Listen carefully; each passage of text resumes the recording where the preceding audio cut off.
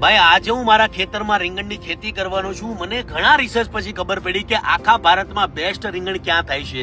તો આખા ભારતમાં બેસ્ટ રીંગણ થાય છે સૌરાષ્ટ્રના તળાજા તાલુકામાં આવેલું ગોરખી ગામ. જેના રીંગણ તમે ખાશો તો એમ કહેશો કે ભાઈ ગોરખી જેવા રીંગણ આખા ભારતમાં ક્યાંય નથી. શક્તિ બાબુ મને લઈ જાય ગોરખી.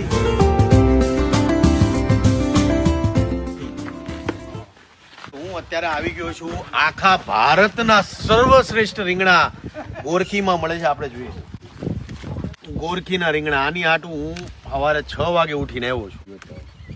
આ રીંગણાની તમને એક બીજી ખાસિયત બતાવું કે આ તમને ગોરખીના રીંગણા એવા ગોળ મળશે ને આમ જોઈને જ તમને એમ લાગે કે હું રીંગણા છે. આ જુઓ તમે આમ રાખો. અરે એમ નહીં, આમ તમારા ખંભા પર રાખો ની એટલે કન્યા કાઢવાના. મતલબ જયારે આખા રીંગણા શાક કરો ત્યારે અહીંથી આ કાપવાનું અને અહીંથી જરીક આ કાપવાનું ના ટોપ આ રેવા દેવાનું, મેન માથું રેવા દેવાનું, પછી આખા રીંગણા શાક બનાવવાનું. ઓહો હો. હાલો હવે આ લઈને નીકળવાનું છે મારે.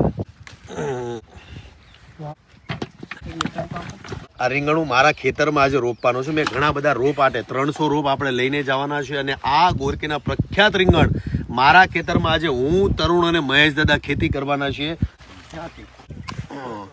આવું ગોળ રીંગણ તમે ક્યાંય નહીં જોયું હોય.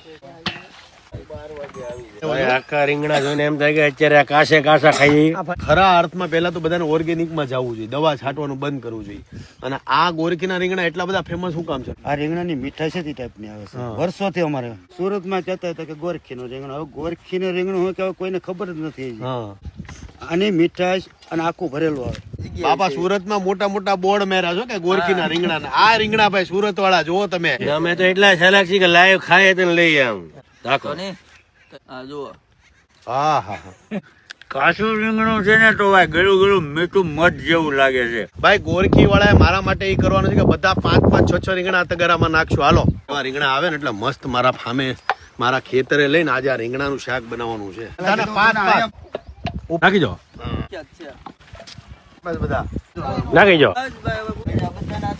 ભાઈ ભાઈ જોરદાર આજે ગોરખી ગામમાં રીંગણાની મોજ આવી ગઈ ભાઈ. ભાઈ ગોરખી વાળા તગારો ભરી દીધો. આ જુઓ તમે ગામમાં સિકોતર માતાનું મંદિર છે અને આ સિકોતર માતાના મંદિરે તમે એકવાર નમી લો ને એટલે તમારું કઈ ઘટે નહીં.